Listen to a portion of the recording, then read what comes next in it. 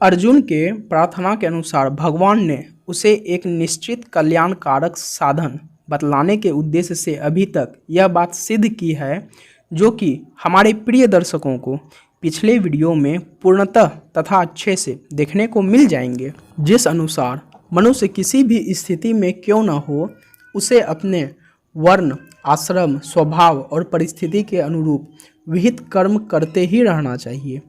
इस बात को सिद्ध करने के लिए पूर्व श्लोकों में भगवान ने कर्मशः निम्नलिखित 20 बातें कही हैं। पहला, कर्म किए बिना नैष्कर्म्य सिद्धि रूप कर्मनिष्ठा नहीं मिलती।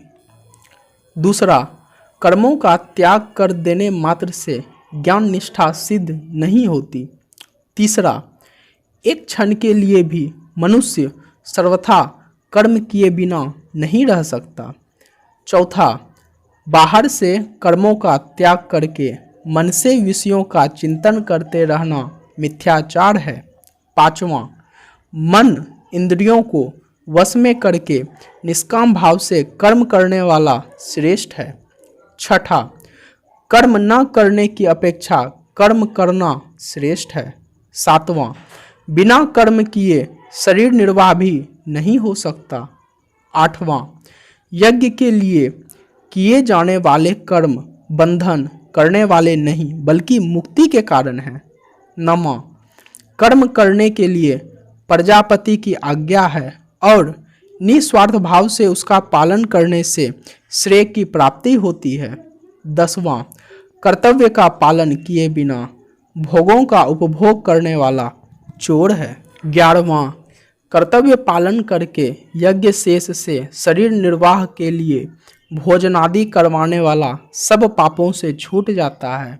12वां, जो यज्ञादि न करके केवल शरीर पालन के लिए भोजन पकाता है वह पापी है। 13वां, कर्तव्य कर्म के त्याग द्वारा सृष्टि चक्र में बाधा पहुंचाने वाले मनुष्य का जीवन व्यर्थ और पापमय है। 14वां, अनासक्त भाव से कर्म करने से परमात्मा की प्राप्ति होती है। 15वां, पूर्व काल में जनकादि ने भी कर्मों द्वारा ही सिद्धि प्राप्त की थी।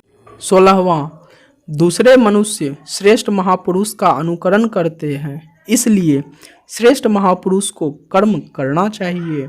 17वां, भगवान को कुछ भी कर्तव्य नहीं है तो भी वे लोक संग्रह के लिए कर्म करते हैं।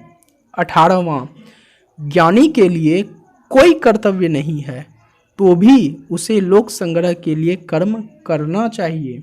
19वां, ज्ञानी को स्वयं विहित कर्मों का त्याग करके या कर्म त्याग का उपदेश देकर किसी प्रकार भी लोगों को कर्तव्य कर्म से विचलित न करना चाहिए, वरन स्वयं कर्म करना और दूसरों से करवाना चाहिए।